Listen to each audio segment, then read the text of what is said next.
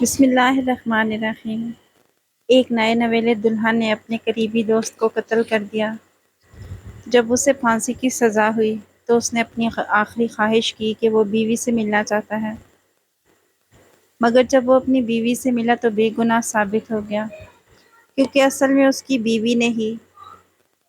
جب مجرم نے ایک عجیب و غریب خواہش کا اظہار کیا، اس نے جیلر سے کہا کہ ہو سکے تو میری آخری خواہش پوری کر دو، میں مرنے سے پہلے اپنی بیوی سے ہم بستری کرنا چاہتا ہوں۔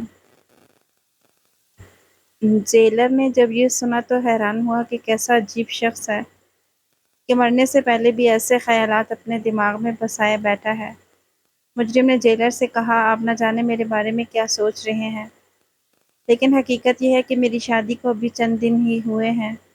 شادی کے بعد میں اور میری بیوی اولاد پیدا نہیں کرنا چاہتے تھے اور ہم میڈیسن وغیرہ کا استعمال کرتے تھے، لہٰذا میں یہ آخری خواہش اس لیے کر رہا ہوں کہ میں اس دنیا سے چلا جاؤں گا، لیکن اس جنسی عمل کے بعد میری بیوی حاملہ ہو جائے گی اور میرا جو بچہ ہوگا وہ میری بیوی کے پاس نشانی رہے گی اور میری نسل بڑھے گی۔ لیکن پولیس اہلکار سے لے کر جج تک کوئی بھی یہ نہیں سوچ سکتا تھا کہ یہ عمل کرنے سے وہ بے گناہ ثابت ہو جائے گا۔ یہ انتہائی حیران کن اور سچا واقعہ ہے۔ مجرم کی ساری بات سن کر جیلر کو صرف یہ لگا کہ وہ اپنی بیوی سے آخری بار ملنا چاہتا ہے، لیکن وہ مجرم کے اصل مقصد کو نہیں جانتا تھا، لہٰذا جیلر نے دل میں سوچا کہ ان لمحات سے لطف اندوز ہونا چاہیے، اور اس نے جیل کے اندر 2 خفیہ کیمرے لگا دیے۔ مجرم کی بیوی آخری ملاقات کے لیے اپنے شوہر سے ملنے آئی تو جیلر نے کیمروں کی مدد سے عجیب و غریب مناظر دیکھے اور مجرم کی عقل مندی پر حیران ہوا کہ کتنی چالاکی سے اپنے آپ کو بے گناہ ثابت کیا۔ اگرچہ میرے لحاظ سے یہ بہت غیر اخلاقی تھا، لیکن میں اپنے اوپر کے آرڈر والوں کا پابند تھا، اور جیلر صاحب کی خواہش یہ تھی کہ ملاقات سے پہلے مجرم کے کمرے میں 2 کیمرے لگا دیے جائیں۔ یہ کیمرے مجرم کی بیوی کے لیے لگائے گئے تھے، جو اپنے شوہر سے آخری ملاقات کے لیے آنے والی تھی۔ میں جیلر کی اس جہالت پر حیران ہوا کہ یہ عجیب و غریب خواہش پوری کرنے کا وعدہ کر لیا اور اس کے بعد مجرم کے کمرے میں خفیہ کیمرے لگوا دیے۔ میں نے پوچھا کہ صاحب آپ ایسا کیوں کر رہے ہیں، تو کہنے لگا کہ اگر مجرم کے مرنے سے پہلے ہم اس کی آخری خواہش پوری کر رہے ہیں تو ان لمحات سے ہمیں بھی لطف اٹھانا چاہیے، اتنا تو ہمارا بھی حق بنتا ہے۔ جیلر صاحب سے اس طرح کی باتوں کی توقع کی جا سکتی تھی، کیونکہ وہ اکثر شراب کے نشے میں رہتا اور اسے کسی بات کا ہوش نہ ہوتا، مگر مجھ سے یہ بات برداشت نہ ہوئی کہ میاں بیوی کے درمیان ہونے والی ملاقات کو دیکھا جائے۔ کیمرے لگانے کے بعد میں وہاں جا بیٹھا۔ جیلر کے چہرے پر عجیب سا اطمینان اور سکون تھا، جیسے کچھ ہوا ہی نہ ہو۔ جو مجرم تھا، جو کیفیت سزائے موت پانے والے قیدیوں کے چہرے پر ہوتی ہے، اس کے چہرے پر ایسا کوئی خوف نہیں تھا، ایسے مطمئن تھا جیسے اس نے کوئی قتل نہیں کیا بلکہ نیکی کی ہے۔ میں اس کے سامنے گھٹنوں کے بل بیٹھ گیا اور اس سے پوچھا، کیوں قیدی نمبر 207، کیسا محسوس ہو رہا ہے موت سے پہلے؟ مجھے تم پر حیرت ہے کہ مرنے سے پہلے بھی تم ایسی خواہش کا اظہار کیوں کرنا چاہتے ہو۔ اگر کوئی خوف نہیں ہے، ابھی بھی وقت ہے، اپنی اس خواہش سے باز آ جاؤ اور اپنے گناہوں کی رب سے معافی مانگو۔ میری بات کا اس نے کوئی جواب نہ دیا، بس اس کے چہرے پر جو اطمینان تھا وہ مجھے مسلسل حیران کر رہا تھا۔ اس کی عمر 25 سال تھی اور اس نے اپنے قریبی دوست، اپنے جگری یار کو مارا تھا۔ اسی جرم میں وہ قید ہوا تھا اور اب اسے پھانسی ہونے والی تھی، مگر حیرت کی بات یہ تھی کہ اس نے اپنے دوست کو کیوں مارا۔ اس نے خود اقرار کیا تھا کہ وہ قاتل ہے اور اپنی گرفتاری خود پیش کی تھی، لیکن جب اس سے قتل کی وجہ پوچھی جاتی تو وہ خاموش رہتا، جیسے اس نے زبان پر تالا لگا لیا ہو۔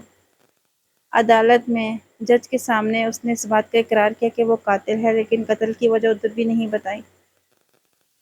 مقتول کے گھر والوں نے ایک ہنگامہ کھڑا کر رکھا تھا۔ ان کے مطابق شاہد انور کا بچپن کا دوست تھا، لوگ ان کی دوستی کی مثال دیتے تھے۔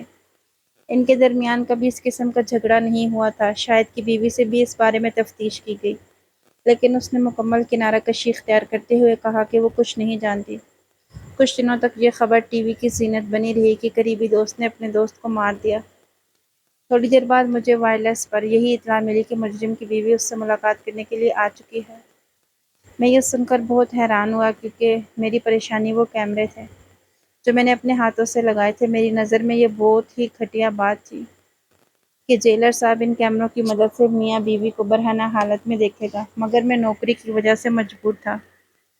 اس نوکری کو پانے کے لیے میں 2 لاکھ رشوت دے چکا تھا اور منت سماجت کر کے نوکری لی تھی۔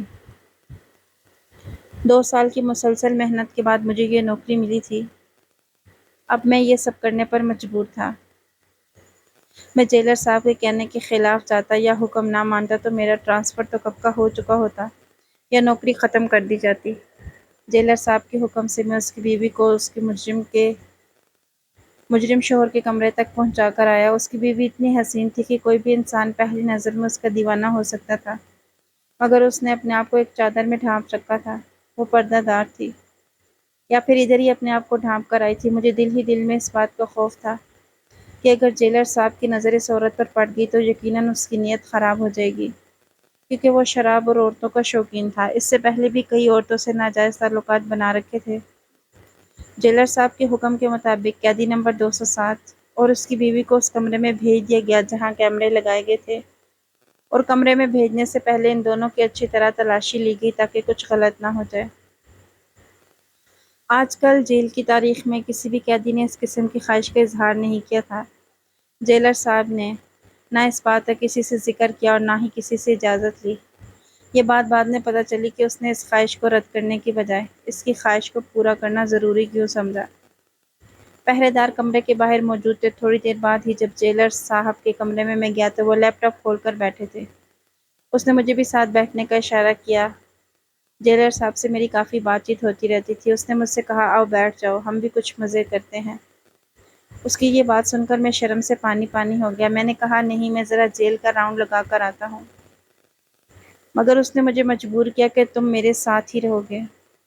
مجھے بھی اس بات کو جاننے کا تجسس ہوا کہ قیدی نے اس خواہش کا اظہار کیوں کیا ہے۔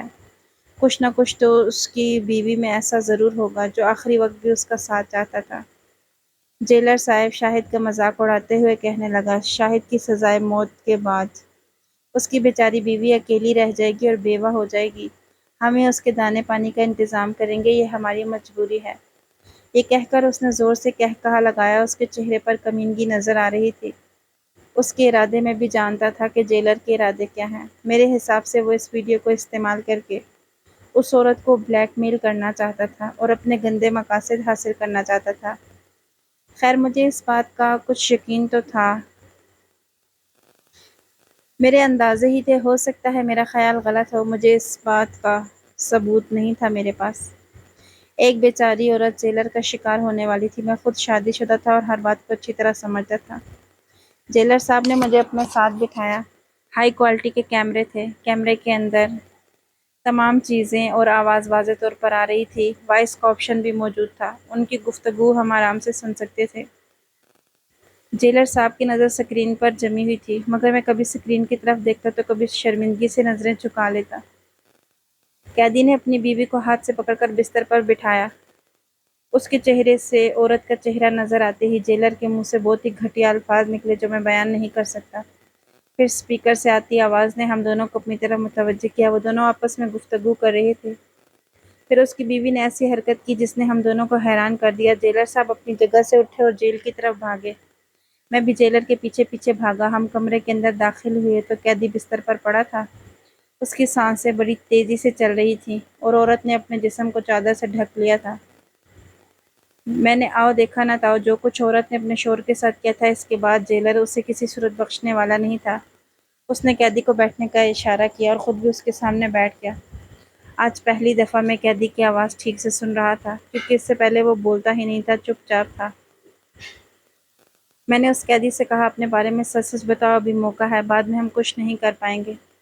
تم نے اپنے دوست کو کیوں مارا اور آخر میں اپنی بیوی کو ملاقات کے لیے کیوں مجبور کیا اور ایسی خواہش کا اظہار کیوں کیا؟ وہ میرے سامنے خاموش رہا اور کسی بات کا جواب نہ دیا۔ میں نے اس سے کہا کہ تم میاں بیوی میں جو بھی گفتگو ہوئی ہے وہ اس کیمرے میں ریکارڈ ہے۔ اگر ابھی اپنے جرم کا اعتراف نہیں کرو گے اور سچ نہیں بتاؤ گے تو یہ ریکارڈنگ دنیا کے سامنے آ جائے گی۔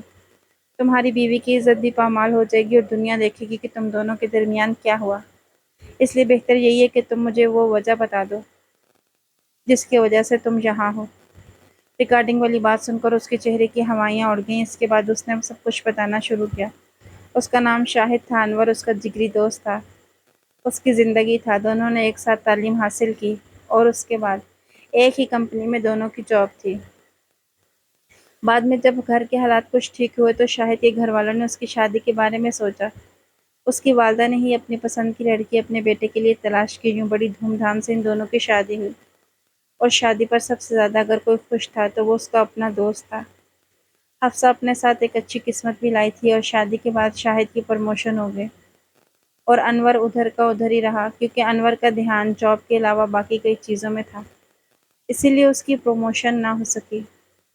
شاہد کی والدہ نے اپنے بڑے بیٹے کے ساتھ رہنا شروع کیا۔ شاہد اور حفصہ گھر میں تنہا تھے۔ دفتر میں سارا وقت رہنے کی وجہ سے شاہد کے لیے کچھ مسائل تھے۔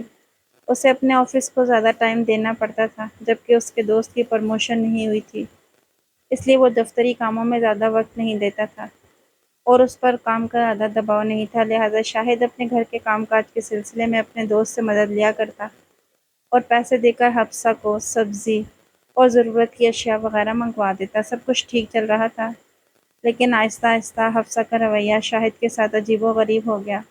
وہ اس سے بات کرتے ہوئے ہچکچاتی تھی، دونوں کے درمیان عجیب سی دوری پیدا ہو چکی تھی، گھر میں بھی ایک دوسرے سے خاموش رہنے لگے۔ شاہد اس بات کو بہتر طریقے سے محسوس کر رہا تھا کہ کوئی بات ہے جو حفصہ مجھ سے چھپا رہی ہے۔ پھر ایک دن شاہد نے حفصہ سے اس کی پریشانی کی وجہ پوچھی تو اس نے جو بتایا وہ شاہد کے وہم و گمان میں بھی نہیں تھا۔ اس نے اپنے شوہر کو بتایا کہ آپ کا دوست انور مجھے تنگ کرتا ہے اور مجھ پر بری نظر رکھتا ہے۔ میں کب سے آپ کو بتانے کی کوشش کر رہی تھی لیکن ہمت نہیں ہو رہی تھی، کیونکہ انور آپ کا بچپن کا دوست ہے۔ آپ یہ سنیں گے تو آپ کو غصہ آئے گا۔ شاہد یہ سن کر غصے سے پاگل ہو گیا۔ اسے اپنی بیوی بہت عزیز تھی اور ساتھ ساتھ دوستی بھی عزیز تھی۔ اپنی بیوی سے کہنے لگا تمہیں کوئی غلط فہمی ہوئی ہے، مگر حفصہ نے کہا کہ میں نے خود یہ بات محسوس کی ہے، مجھے کیا پڑی تم دوستوں کے درمیان غلط فہمی پیدا کرنے کی۔ اگلے دن معمول کے مطابق اس نے انور کو کچھ پیسے دے کر سودا بتایا اور دفتر سے واپسی پر حفصہ کے لیے گھر لے کے جانا تھا۔ انور جیسے ہی پیسے لے کر وہاں سے روانہ ہوا تو شاہد کے دل میں آیا کہ اس کا پیچھا کرنا چاہیے، کہ حفصہ نے جو کہا ہے وہ درست ہے یا اس کا وہم۔